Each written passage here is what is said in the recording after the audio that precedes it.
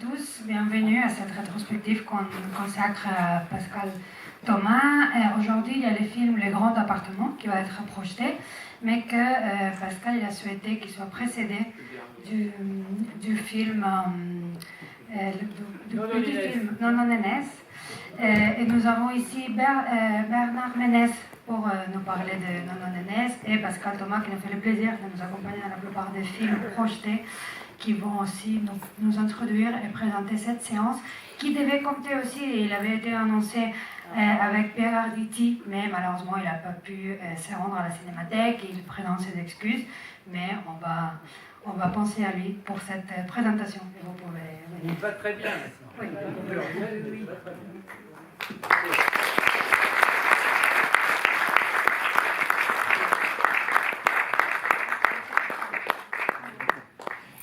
Bon, bonsoir, merci d'être là.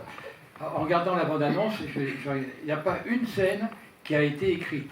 Elles ont été tournées, mais pas une n'a été écrite. C'est un peu la méthode que j'ai trouvée en tournant. Qu'est-ce que vous allez voir? Un film, une bizarrerie. Nono Nénès, c'est un scénario qui avait été commencé par Jacques Rosier, et le tournage et les répétitions avec Bernard et Maurice Rich, ou d'abord D'abord Maurice Rich, ensuite Jacques Villeray.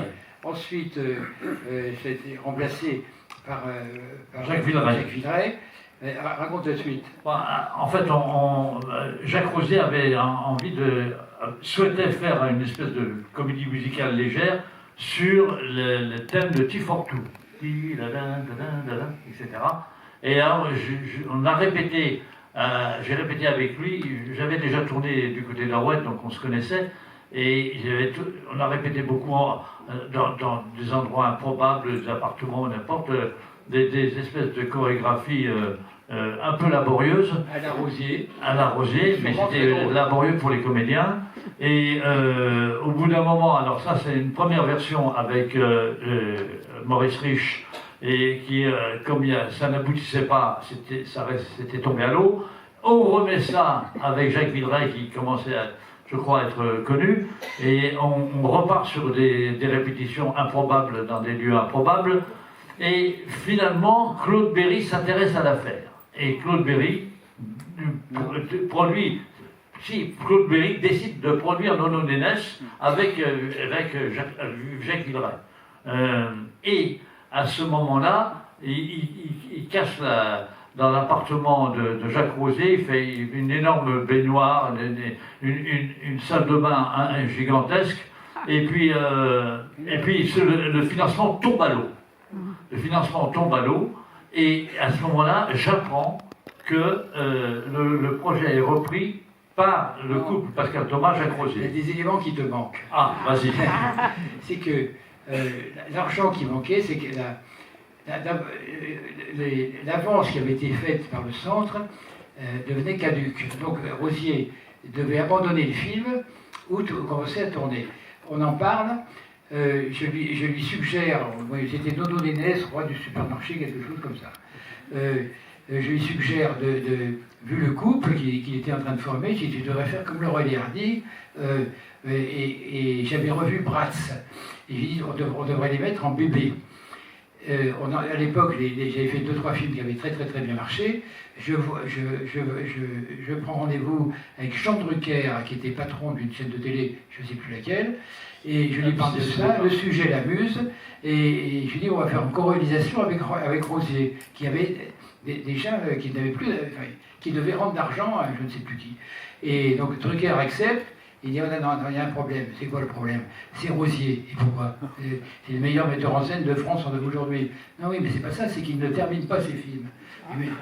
Mais comme vous êtes là, je suis d'accord pour le financer, mais parce que je pense que vous terminerez le film. Eh bien, c'est Rosier qui l'a emporté. Le film n'a jamais été terminé.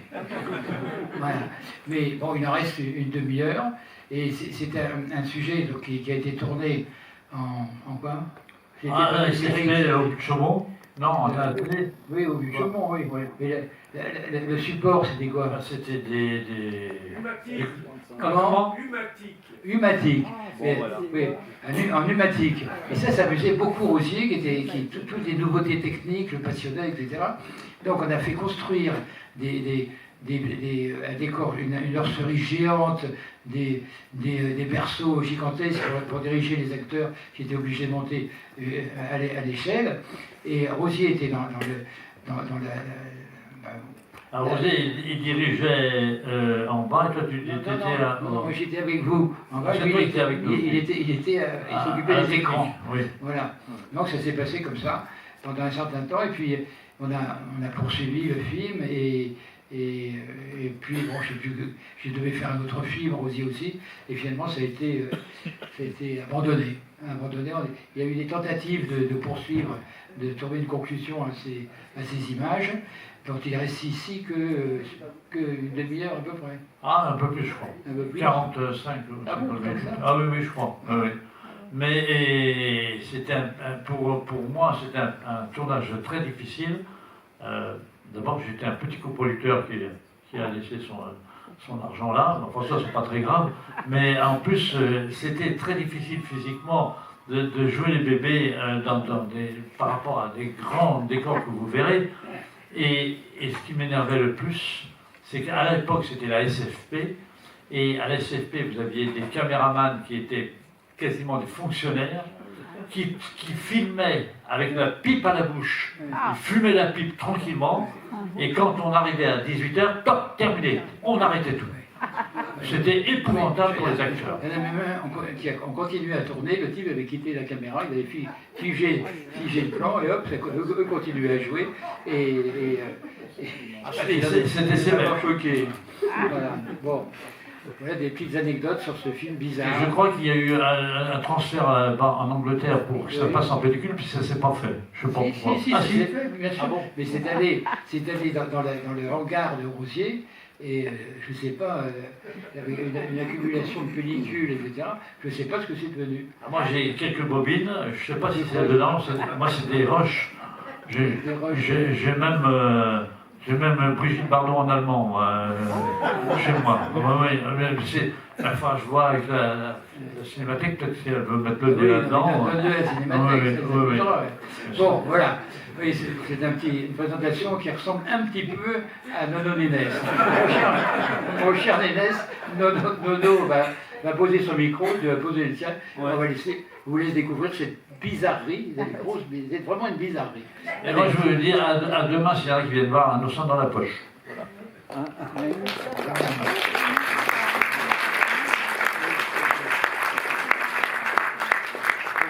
Il faut dire quelque chose?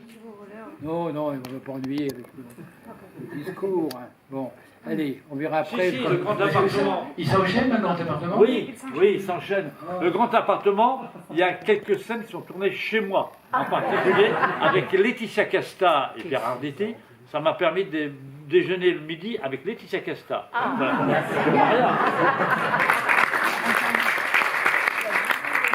Voilà, vous avez une information très intéressante.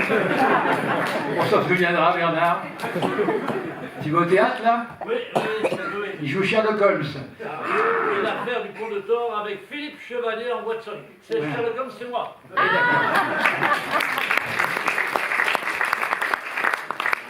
Bon, le grand appartement, bon, le sujet est très très différent. Il y avait des loyers de 48. Donc c'est un film qui évoque les loyers de 48, qui étaient des loyers très très très justes, qui restaient identiques des années, et très économiques pour les locataires, pas pour les propriétaires. D'ailleurs, il y avait une amie très fortunée qui était venue voir la projection du film, très très riche, hein, et elle était avec une de ses amies qui lui a dit, elle était très riche aussi, voilà un film que je ne conseillerais pas à mes locataires. Voilà, donc vous avez la distribution est aussi nombreuse que les précédents films, il y a une 50aine de personnes. Si vous voulez, on en parle un peu après, mais avant, bon, que vous dire, je parle déjà depuis trop longtemps, puis il y a une dame qui a très très chaud, donc je vais vous laisser voir le film. Bon, allez. Merci.